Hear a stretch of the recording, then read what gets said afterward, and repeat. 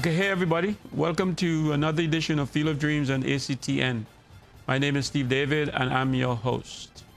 Today I have one of our Trinidad and Tobago football legends, Hannibal Najjar. And Hannibal is here on vacation. He lives abroad and he is going to take us through his life, I suppose. So let me take time to welcome him. Hannibal, welcome to the set. Thank you very much, Steve. Going back, talking about legends, you yourself would be one of the foremost ones. And I appreciate sitting here, and I'm still going to reserve the right not to include myself as a legend because just how much it means to be called a legend. But I'm happy to be here, and for you to bestow that on me makes me feel very humbled. All right, well, at the end of the show, the viewers will realize the legend you are. I want to take you through your life story, Yes. Give us I want my viewers to know Hannibal Najjar, who he is and what you did for this country as far as football. Because you've done everything. You've played, you've coached, technical director, a whole bunch of other stuff. So let's start with your growing up. Yeah, where were you born and that kind of stuff? That's a good place to start, and I will speed it up because my memory is very good of it, going back to my young years as where I was born in St. James and Panker Street. Actually, number 10 Panker Street looks down the street that runs into Fatima Grounds. So that's where I was born and spent 6 years of my life there. It was a time of growing up where I had freedom and interaction with everybody because it was a little more easy in those days to be on the streets with less concern for safety. And in quick fashion, within a short while after that, I went on to grow up to live in Woodbrook, in Dennis Marby Street, in an area where I think is the place that everybody in the world would have wanted to grow up because of how much interaction with people of all kinds, cultures, races, and sporting activities, because the Woodbrook Youth Center was just one street over where every sport was involved in that particular center. Be it basketball, football, cricket, ping pong, wrestling, world boxing, Claude Noel. A series of people used to come there. That was the hub. And I had 10 years there, between 6 and 16. And during that period is where all my football came, the Kelvin Barclays, the Roy Barclays. I could go through a list of people who would come there to play, and we'd play against them. And I was nurtured as a young boy with a determination to want to be somebody, to be counted, obviously, by my physical appearance. Going back 50 years, I had to cope with certain identities, but never was it something that held me back but made me stronger. And that seemed to become the strength in my life in being able to overcome hurdles and obstacles. But during that process too, I would say what, as a faith-driven person, what I thought of it as people might have considered negative, it always turns you into a positive, because as the saying goes, rough seas make great sailors. And I think in the process of having to fight for yourself in things that you become a survivor, but as well you also have found a sense of being appreciated, because people like to see, you know, that what it takes to become somebody, and you develop strong relationships in the process. And those were the things that made me who I am. And out of those experiences, I still have people today that I can call friends. So what school did you start the dream? When did the dream started? At some time in a primary school, right? Yes. What school was that? That was the best school on the planet at the time, Tranquility Boys RC School. Tranquility Boys. Yes. Okay. Everybody who became somebody went to Tranquility. So I've been told, but you know, give us some. Well, you know, people like Gali Cummins, people like Richard D'Souza, anybody that were in the kind of the northern area went to primary school there. Right. You know, I mean, and there are many more. And forgive me, whoever is out there that think I've left you out, I didn't. It's just a ways back. But from Tranquility, I had my first dream was to go QRC. Why? Because many of the boys in the neighborhood that I was growing up with went to QRC. And I'd like the school, the image when I go around the savannah and so. But I took common entrance, and I didn't pass for my first, second, or third choice. I ended up with a pass to Diego Martin Secondary. And because of where it was, a quick redo was done, and I was brought to Woodbrook Secondary, because that was closer to home. Spent 1 year there, but while I was there, people had known me to be this upcoming footballer, you know, because at that time I'm 11, going on 12, but I'm making my mark in Woodbrook, in the league with Bumblebees and Rockefellers, and right. So St. Mary's came and spoke to me, Father Defoe and a few people, you know, and I decided St. Mary's. St. Mary's. And I did that, and the dream began.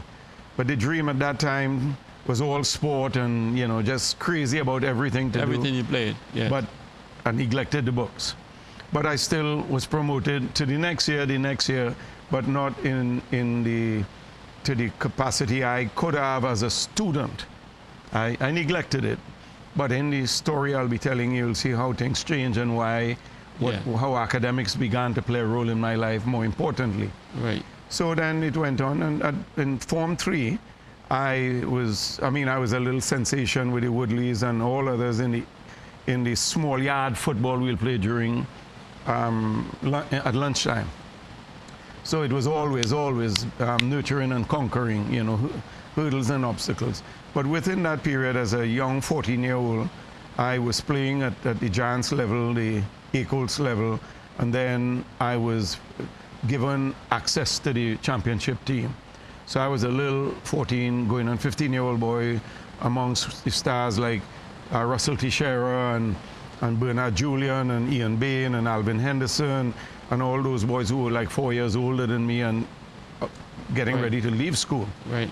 So that started, and I was a survivor and brought admiration in others, and who nurtured me as big brothers, seeing where I was still small but allowing me to be myself, which is a key thing, you know. It was never holding you back, it was always encouraging you.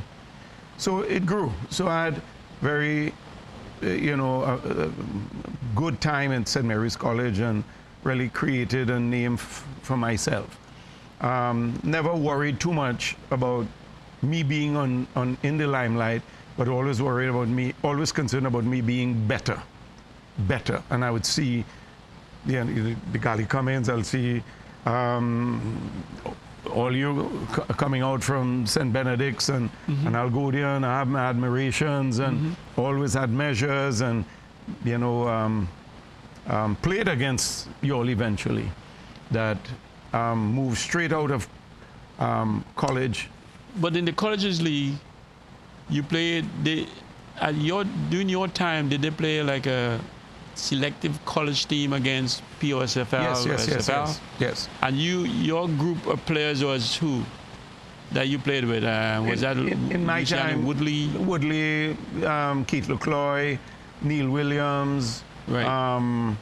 Tony Jobs was a phenomenal player that was just a humble man that didn't go places. On the other side of it was people like Martin Bourne in Fatima and Rolf Clark in QRC and Roger Matthews, and those are the boys that I kind of grew up with. Some of them a little older, but playing against them. San Fernando Technical was... Leroy Span and Twinkle Toes and Tony Douglas and those guys. Yeah. All of those guys that were sensations. Right. But we were able to, as a small unit, St. Mary's, not with the talent that Technical had been able to play them 3 times in that 1 year in 1970. And 3 times, two of the times we toppled them 4-0. And it was always what made St. Mary's was that we will never die in a situation on the field. And that I felt was what I had growing up, and St. Mary's made it a complete picture of me living out my dream of being a fighter for when I wouldn't choose a team because of the talent. I'll choose a team because of the focus and the cause. What are we going after? What we want at the end of the day to be remembered for. And it must have fight in it. Right. So you went from St. Mary's, and then you went into the Portsmouth Football League?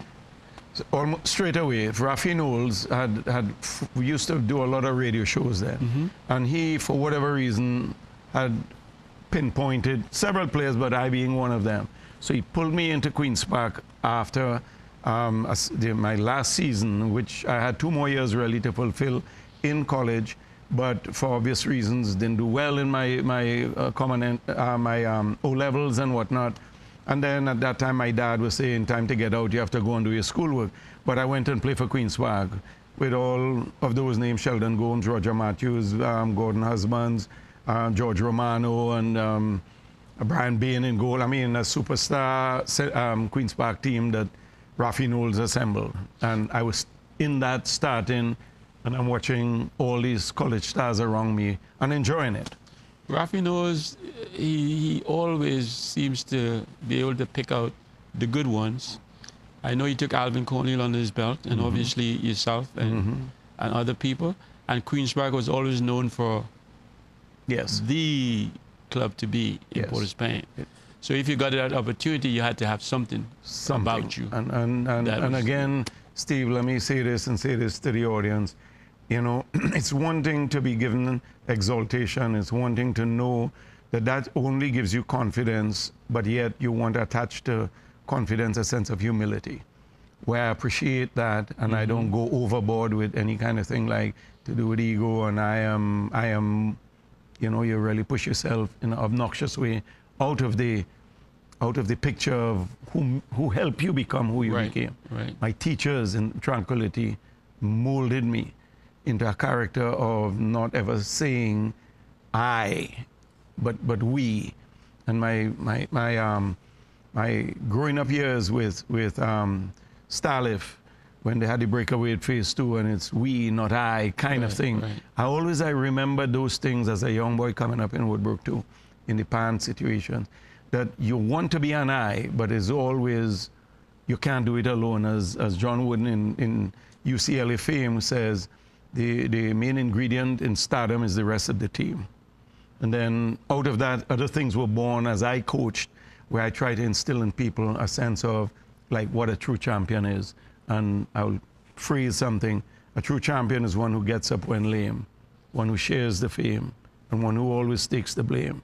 And I ask them to go and internalize that and come back to me and tell me individually what that means to you.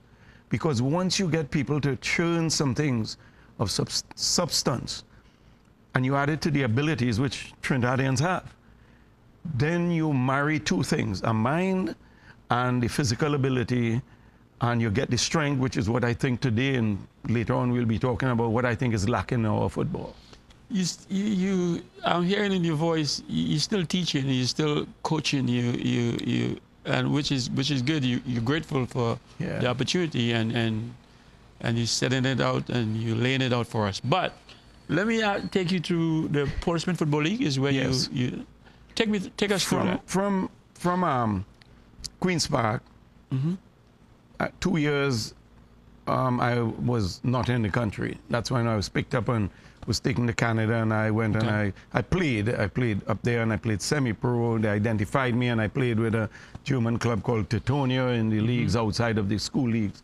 But I spent 1 year in high school and 1 year at the University of Windsor. And then I came back, and part of the reason of coming back was I wanted to study law, and the law at that time moved from English system to the West Indian system. Plus, the lady that is in this room here was who I was dating back then. Right. And I also wanted to come back home to be near who is now my wife. So I came back and went straight away into Maple. And playing for UE, and was captain in the team and was coaching the team. There's no coach and captain, it's just who the team feels was the best person to lead it. So I had the charges in the UE for the 4 years there.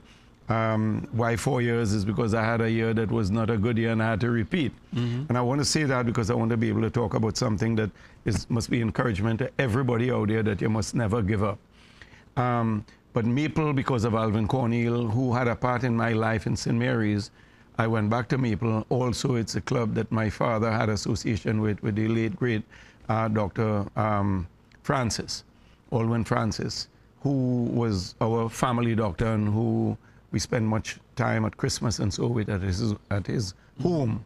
He became almost like a family member that nobody would ever spend a Christmas without visiting. Right. So Maple was mine. And then Maple was also the people there that I went to. And then from Maple, I decided I needed to do something a little bit different. The climate was changing, and I told Alvin I was, ready to leave after 3 years.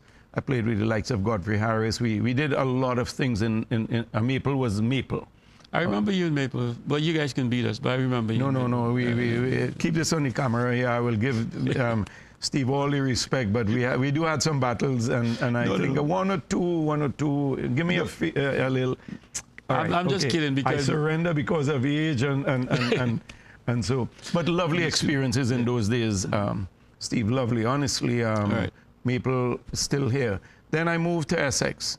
I went one day to the PSA and I was looking at a game between the Army and Essex.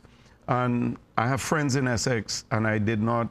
I was going to go over there, but something confirmed me going over, and that was I saw a little frame of a guy, Sammy Llewellyn, playing in the game, and I looked at the guy and I saw him do a few things that I said, I want to play with that guy.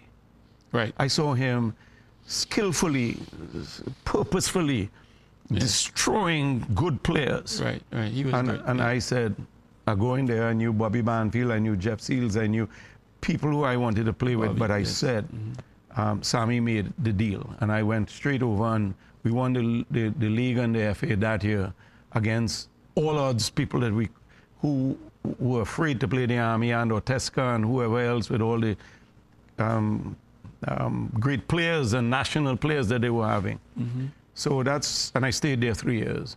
Then right after that, ASL United was formed, first professional underwriter suite, and he came to me and I was recruited as one of the professionals. At that time, the only person that had my little work employed and coming every evening to play under the Brazilian coach, William Santa Rosa. And that's the birth of ASL. That was when the Caribbean League, not the Caribbean League, but the ASL was the professional. The professional. The first time with Arthur Sweet. Yes. Okay, I'll tell you what, we're going to take a break now. When we come back, we'll pick up from where we left off. Absolutely. Viewers, we'll be right back after the short break.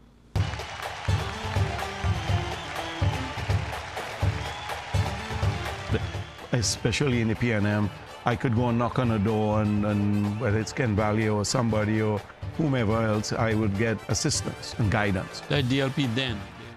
Worldwide Safety Consultants Limited offers solutions to your immediate and future potential problem areas by providing you with a qualified team of safety consultants. Worldwide Safety Consultants Limited, building a reputation on quality and value since 1999. Located 23 Todd Street, San Fernando, Trinidad. Phone 868-657-1534 or 868-788-6955. worldwidesafety@yahoo.com.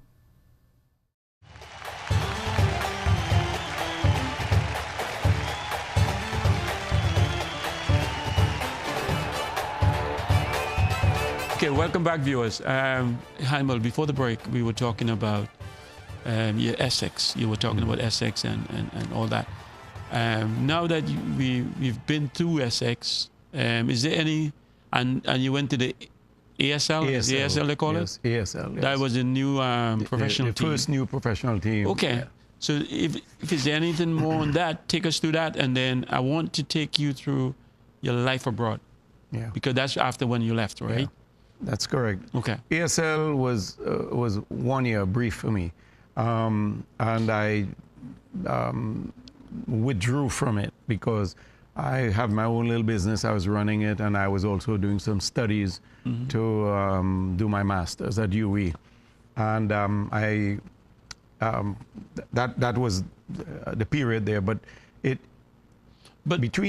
you coached here. That was after you went abroad and come back, or was before? Before. So let's talk about some of that too. Your coaching stint. So 80, 81 was my year with ASL. And then by 83, I had wanted to get involved in coaching. I realized that all my life, whilst I was playing with Huey and doing excellently, I was also coaching. So there was a kind of combination, economical kind of occurrence of playing and doing well, and then coaching and getting responses from people who were older than me, as good as me, some better than me, from the Caribbean, Jamaica, Guyana, Barbados. It was an intermingling team in Huey. So I had a measure of our abilities as a Caribbean. So I gained in confidence as a coach, and then I did some other coaching.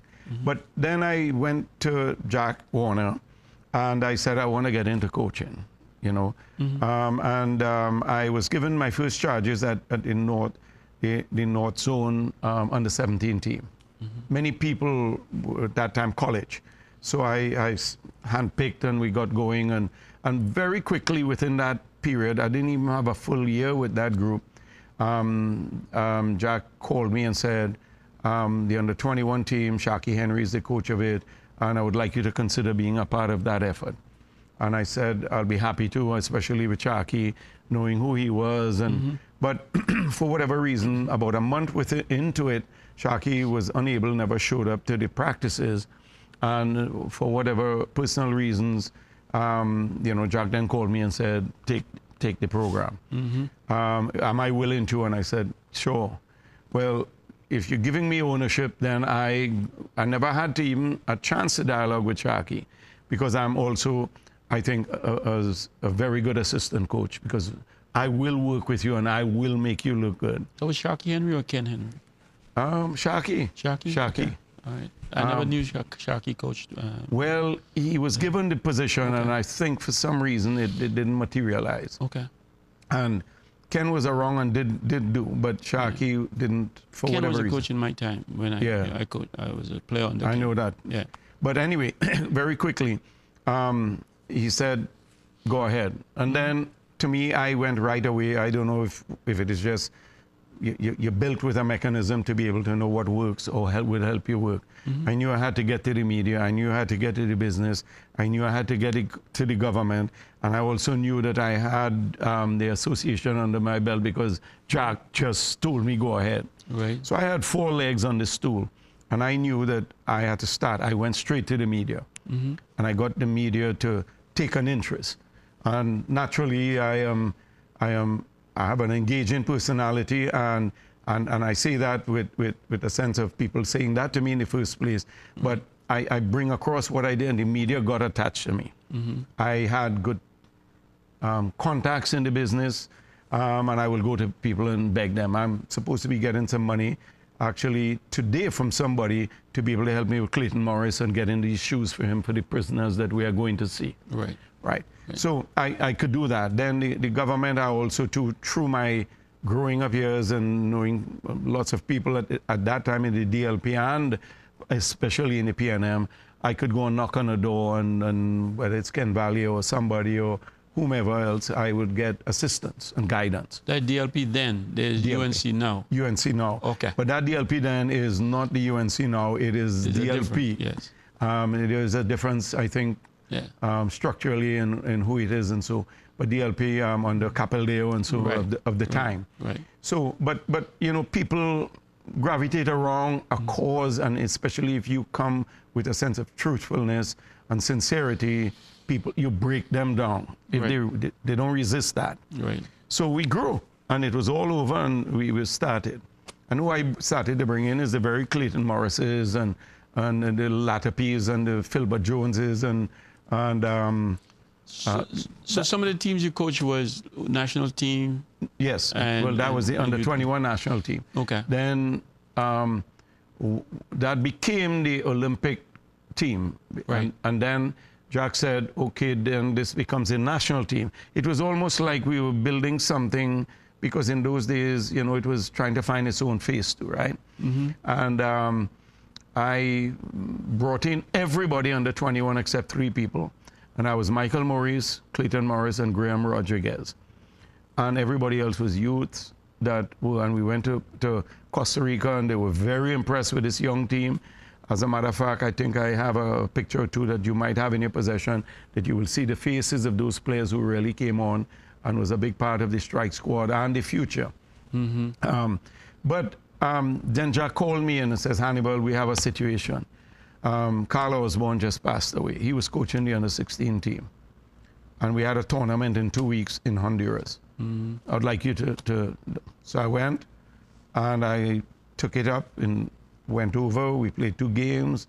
We lost to both the U.S. and Honduras. But I thought I saw some things in the legs and in the spirit of these young boys that when I came back, I went straight to Jack and I said, Jack, I would love to continue where I was with those boys, the men's team, because I was building for not 1986, I was promising Jack 1990. Right. Because I don't like to shortchange the monumentalness of a task like trying to qualify for a World Cup. So then he says, but Hannibal, you know, because he saw what was happening. I said, Jack, this is the future here. I want to relinquish this, and I would like to go to youth. And I took over the youth and the under-17 team. And that under-17 team for 4 years with the Dwight Yorks and the Hislops and the Demins and the Rogers and the Carringtons and you name it. And those are the young boys that were going to grow up into more than just footballers, but thinkers, because that's how I coach. I don't leave you with your ability. I incorporate reasons why we do what we do. A lot of good players when it came through your hand. That I feel quietly happy with.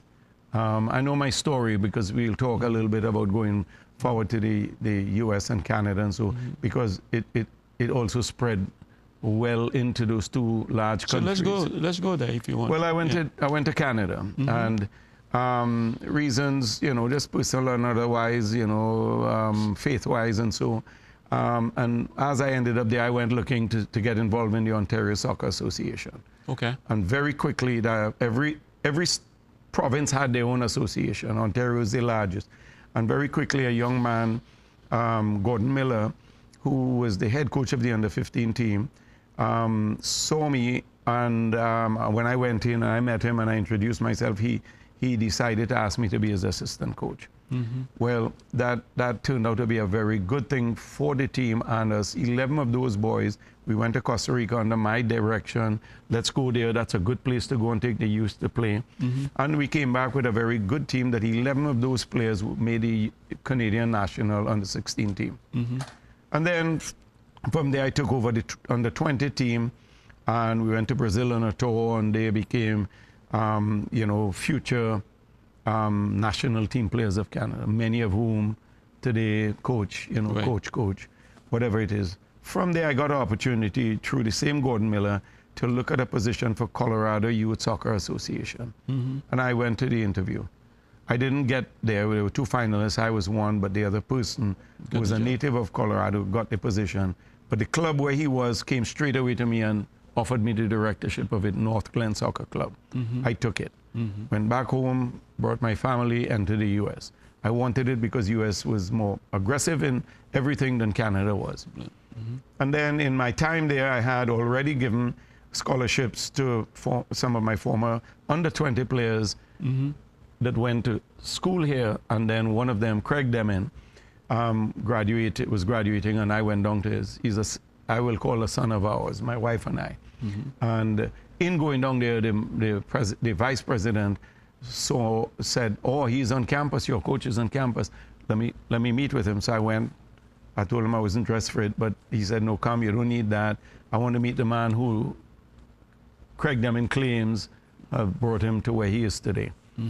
Craig also graduated on time and brought a championship to the school and was a model student. He has made Trinidad proud. Right. I'll tell you something. Remember that name, Craig Demin. But and then he turned to me and he said after the interview, I didn't know it was an interview, and he said, I have 60 applications here for the technical director, the athletic director and head soccer coach's position. Accept it. I turn this down, it's yours. And I went home, went back to Colorado, spoke with the wife. They brought the entire family in, and my U.S. journey began at the intercollegiate level. I went to Belhaven College and and we became #1 in the nation. We had college players of the years, 2 defenders, one Craig's brother, Craig Deming, Dwayne Deming, that they were selected college player of the year. And for 4 years I was there, we did extremely well. We became a powerhouse. And then a change came, and the vice president went on. He took a job, and I went to his school, where he went and gave me an elevated position, included being the head coach to begin a soccer program. That year we went on to be in the conference final with a brand new team. Steve, let me say this, and audience, let me say this. People are the best resources that you could ever have in your life. If you could inspire anybody to believe in themselves when they are struggling to believe in it, but they trust you, what you could get out of them, no machine, no talented player could give. That I know, I have seen that, and that's what hurts me about Trinidad, is that I would like to be able to see that we could do more for the belief that people have in themselves. Grounded in truth, not false claims that you're giving them to hold on to. But we would go on, and then from there I went to a public school, St. Louis, UMSL, University of Missouri in St. Louis. I got a little tired of the administrative, the wearing many caps. I wanted to go in and coach again. And I went there, and that's where I am today in St. Louis. From there, I had a situation where I spoke to Jack. I was feeling, after 8 years of being outside, a need to come back home and see if there's still something left in the life between Trinidad and me in coaching. And Jack brought me in. We had an interview. And then we had the announcement that I was the technical director and head soccer coach, the national team coach in 2002. So that was where that was birthed again in this last decade. I heard you you purposely left out part when you say, I would talk about that later, about you didn't pass common entrance and yes, and I know you went and you educated yourself. Yes, I want to give you time to thank you, Steve. That. You and I went to college, and you know that many people can do things without education, but the more you have education, the more you can do, because you could choose to use what you know you have rather than not be able to choose what you know you don't have. So education is really, I say to everybody else, get educated, push yourself. I did not do as well as I was told I was good as a student in my younger years. But I have 7 degrees, 4 masters. I just finished my doctorate. And it isn't me saying to you anything that, well, why is he telling us that? I'm saying it is because everybody could pick up themselves at any point in their life and accomplish anything that they set their mind to. Right. Education became a passion. And my life was situated in such a way that I could have moved from one master's to the other almost without a beat, any wastage time in between the finishing of one and the beginning of the other. And then my wife knows, and I always wanted to know, that the pinnacle of education is having a doctorate. But maybe in the past, if I had done it and not one of the masters, I would have ended up with something that was not going to be a perfect fit to where I am. My master's is in education. The other one is in sports administration, and then one is in communication. It led right into the doctorate in instructional leadership with an emphasis in andragogy, which is what I just finished April 25th of this year. And that is the art and science of helping adults learn. I was just about to ask you what andragogy was. Yes. Okay. Well, that component is like me sitting with you now, Steve. You have all the wealth of information you have, but you want to come and be a part of something that you have never been a part of, and I have to sit and understand what is Steve bringing to the table that is more than I have that I could teach him, but also what is going to be try to be seen as absent is what I need to know what is present. So I have to give you credit for what you're bringing to the table as an adult. I also have to learn your style of learning so that when I am about to share with you knowledge, if I have 10 people in front of me, I always get information about everybody or seek it so I could understand a person's background and where you've learned and what have you learned, and you might have gone to the military and you might have had circumstances they had to leave the home and go and work for your parents because something happened in the house. But you have accumulated a wealth of learning that when I look at this, whether you're married, whether you are married, whether you have children, those are factors that an adult facilitator must consider of adult learners if we have to have quick success and magnify their potential for them to hit the road and get started with encouragement and empowerment. No, in the audience. I hear you. You know that. We grow older, we get better. I'm 63, Steve, and 63 years have gone by. I was looking at the photo in my last coaching assignment, and the players were asking me, Coach, how old were you in that picture? I think I'd forwarded that. You might have that in. And I was in action against the Army, and in the next picture with Sammy coming off of the FA final. And I stopped for a minute and I had to calculate. It was 37 years ago when I was 60, I was telling them. And I saw 37 years pass by. But I feel, Steve, I could touch that like it was yesterday. Time flies. And for me, I would say now that I am where I am, I have less years ahead of me to live, but I am 50 times wiser than I was, and I am maybe 10% of my life left for what I have to live, from what I lived. And I want to use it wisely. Maybe you use 50%. But I need to take a break now, Hannibal. But when we come back, now I want you, I'm glad you go there because I want you to help us here in this country. Oh, beautiful. And I'm sure there's things that you see that we need, or a road that we need to go down that we're not. Yes. Or maybe things we can do better. Yes. Okay, so when we come back, we talk. I'll be happy to. Viewers, we'll be right back.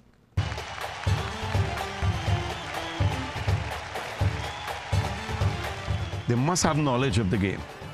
And I don't mean knowledge, valuable knowledge. The size of the ball, the size of the field. Worldwide Safety Consultants Limited offers solutions to your immediate and future potential problem areas by providing you with a qualified team of safety consultants. Worldwide Safety Consultants Limited, building a reputation on quality and value since 1999. Located 23 Todd Street, San Fernando, Trinidad. Phone 868-657-1534 or 868-788-6955. worldwidesafety@yahoo.com.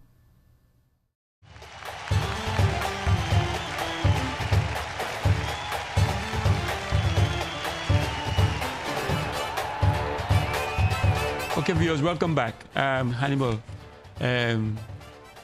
before the break, we went right over to things that we may need in this country. And I came back home trying to give back. And I know you're here on vacation, and there's a lot of things that you see or maybe think that we can use to move a step ahead. Help us down that road. Tell me about some of the things that you think we can do better here or we need to do. Okay. From your experience. Maybe what I could do, because the audience would be most familiar with, most accurately, is, let's say, our last game against Costa Rica. Okay. Okay. We played a very entertaining game, but with some flaws that cost us a game. We played against a team that played their worst game in the Hex, Costa Rica. And any team in the Hex so far has not played as bad a game as Costa Rica played that game. Why we didn't win is where I think the problem is. I continue to say that we have always had talent, going back to you name it. But I see naivety being a problem for us always. And that comes from the developmental level, what we have not been able to put into the young player as the player graduates into becoming more mature gradually with age and with periods of being a youth, a young adult, a an adult, and then to the best that we could be, as Pele would say, his best World Cup ever was third, because in that World Cup that he won, he was 29, and what he was able to see in his head and tell his feet to do in the previous ones, his feet was telling his head what to do. Right. When we could move that thinking to be more in control of our legs, I'll say this quickly. It's a little thing I used when I was coaching Queen's Park when we won the league and the League Cup before I migrated to Canada, was I would tell them, listen, there's a saying that older people would say wisdom is wasted on the youth. So I asked them to internalize what that means. And we have people in the stands, and I made them think of it because they was not, we in our practice. And I said, people up there saying, look at those young people. Why aren't they doing this? Or look at the poor decision making and so. But one thing is that what they're saying is correct. And I want you to see if you could fast forward your thinking to try now and reduce the amount of times they're saying that about you. Because I want you to think of everything that you're doing. You're playing a game, Steve, you and I have come to the point where we know it's 90 minutes, but we play really and truly mostly and only when we have the ball. But the game is really won in the 88 minutes that you're supposed to be calculating and seeing. So I told these young men, I said, I want you to go up in the stands and meet these older people. And I want you to tell them, sir, I understand that you were saying youth is wasted on the young. But may I offer to you that, is wisdom not wasted on the age? If you keep your thoughts and don't share it with me, but I am saying now, I am willing to offer myself to you for you to share that with me. Because you know what? I could be young and have wisdom while you could never get back your youth. And what I want to do, and I promise you in return, and this is the point I'm making, I promise you, sir, in return, if you do that with me, I will pass it on so that each younger generation will be wise and have youth, so that we won't have the criticism in the stands, although it is justifiable. Right. So our problem is, how do we, when I was here as technical director and head coach, I knew I was going to be more valuable to the country as technical director. I started to assemble what I call a holistic development plan. I still have it, Steve. Some people call me for it and they ask me for it, and I said no.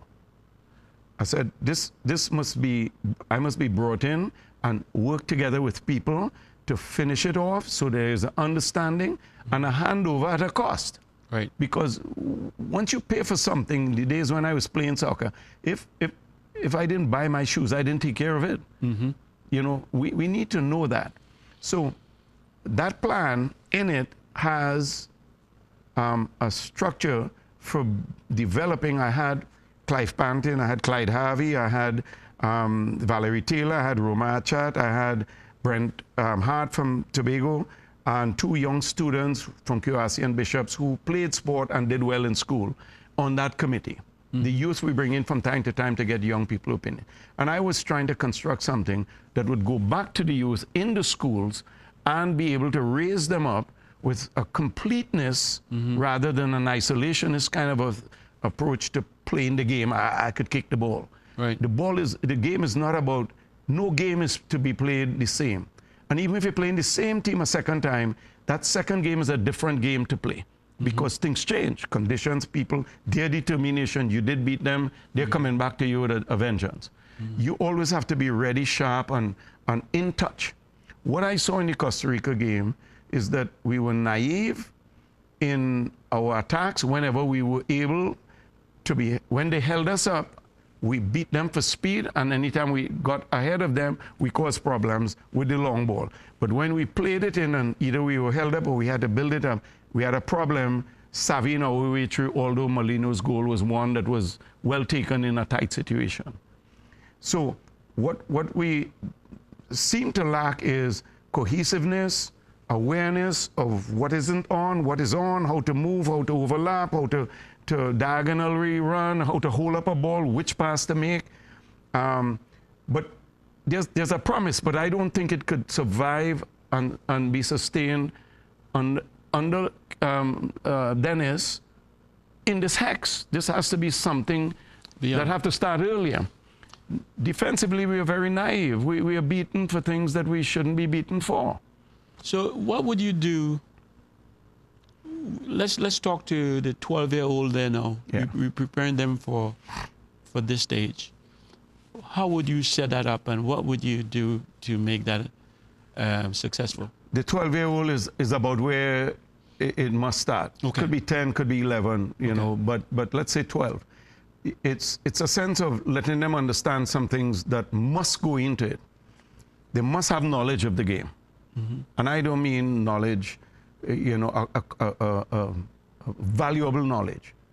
The size of the ball, the size of the field. I asked a goalkeeper here recently, just 2 weeks ago, in Tacarigua, what is the size of the goal that you're defending? The dimensions that person, he had no clue what he was inside of and how big he could expand it himself. I mean, you put all the components that a child should be able to know, need to know in order to play the game. Knowledge, which pass, why this pass, which strap, why this strap then, you know, and all the educational things that you want them to have. Right. What is a referee? What is a linesman? When do they, how valuable they are? Everything that grows into understanding who is your teacher in your classroom, who is your principal in your school, what is the mission of it, and everything that goes with you saying, okay, I'm associating with St. Benedict's and what it stood for, or St. Mary's and what it stood for, not the game I'm playing tomorrow. What I'm hearing from you is, so we should take the kids into classroom as well as on the field. Absolutely. And do both. Absolutely. Okay. So let's say let's plan something to give them. We give them that. Let's go to any academy now in the world that is a successful academy. Okay. You isolate them from their schools and you make the school, the academy, the school. They go to class, they learn, they understand things, and there's a marrying of all the things that they're doing to get an education and also to be smarter in how they interpret the game. Right. Okay. So let me move a little bit from the knowledge because it's an acronym I want to say and leave with you. It's C, A, P, and S. The cognitive or the knowledge component. The A, the affective, the enthusiasm, the passion, the emotion. Now that we would always have a good, but even now we are losing it because we don't have it lasting outside of the game. Because if you ask a child today, what was the score yesterday, they are going to struggle. Who scored? Who won? You on my day growing up, we were in touch with everything. Right. I could remember goals, and I could talk about goals you scored. Right. Now, that's a component that we are good at, but we still need to be strong at, the affection. Yeah. And then you have the psychomotor, the skill development. That we have failed. I was here years ago when an English instructor of mine, when I went to do my FA, who became a very close friend of mine, Mick Wadsworth. He went on to coach at high levels, club-wise and so, and other nations. And he came here with the English under-20 team, and they were going to play our under-20 team, and Mexico. And he called me, he says, Hannibal, come here. I met him at the hotel, which is with the, around, down on Ryson Road that have the rolling, what, bar? Restaurant. Oh, the restaurant. You're talking about on... it's right there. Anyway, so we're sitting there, he says, Hannibal. Yeah. How to play Trinidad. So you ask me to betray my country. He said, no, come on. I said, well, I'm going to tell you. Put pressure on us. We don't do well in controlling the ball. You English do well in putting pressure, but let it be sustained and let the backup outside other players be ready to put pressure on the next man if we manage to slip up. Keep a continued pressure, high pressure as well, not just fall back, low pressure like Italy. He said, that's it? I said, yeah. I said, we have a problem holding the ball. They went, they beat us 4-0. Dwight was in the team and Andy Cole was in the team, two former players who went on to play together in Man U. He called me again. He says, we play in Mexico, what to do? I said, do the exact opposite. Don't rush into them, because they could keep the ball and they could dribble and they could move the ball in small spaces. Don't be deceived.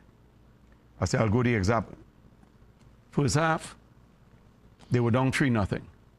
They decided to employ the same pressure. And they came back and scored a goal. They ended up losing the game 3-1.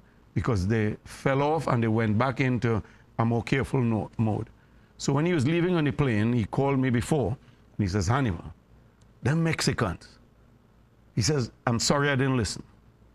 So for us, skill-wise, now going back to the P in the CAPS, is our psychomotor, our skill level, must be taught in situations of pressure, after no pressure, and pressure is a pressure of speed, and pressure is a pressure of speed with opposition on you, and opposition on you that knocking you for it, but opposition on the person that you want to use that is marking your target closely.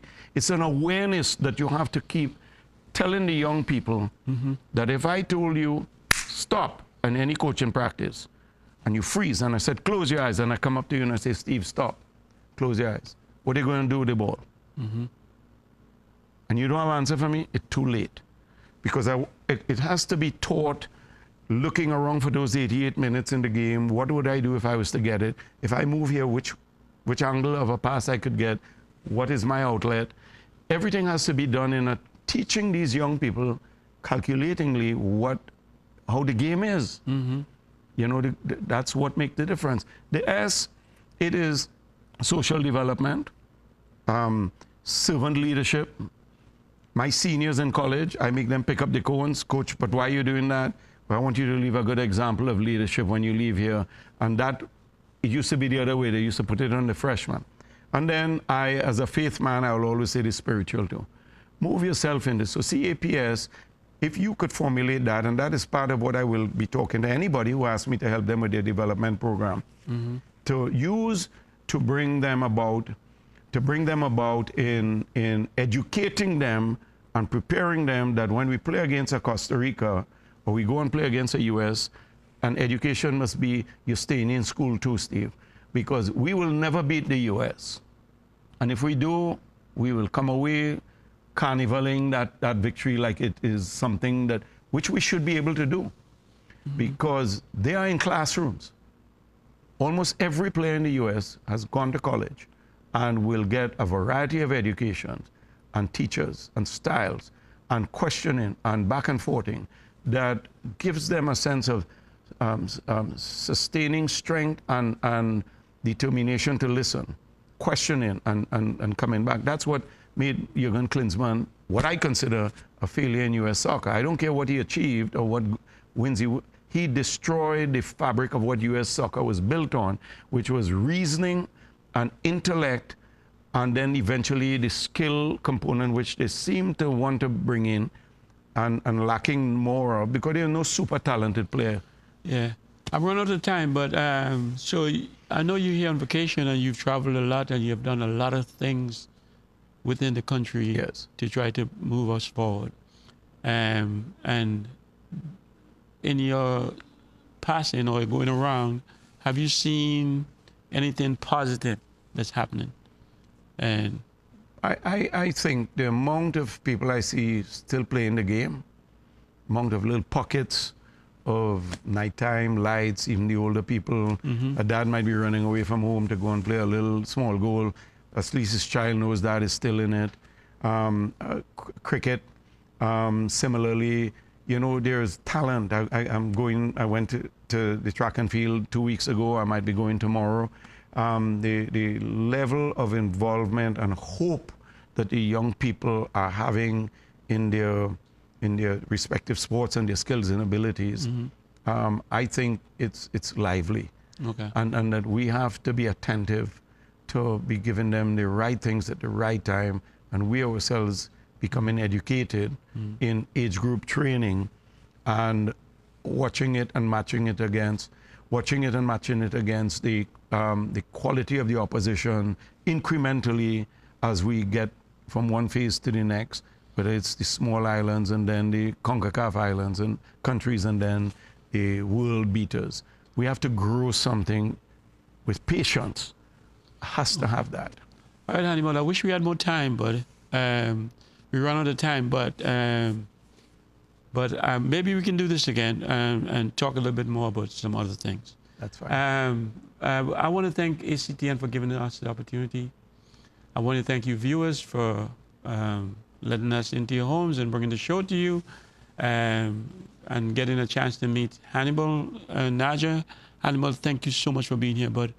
I really appreciate you. Extreme pleasure. Thank you very much, Steve. And hopefully, when you come back, I don't know how long you're going to stay, we can do this again. We can do this again. Thank you. Okay. We do have a Facebook page. Check us out. We do have an email address, fieldofdreamstt@gmail.com. Drop us a line. The show is ended. Go in peace. My name is Steve David. Good night.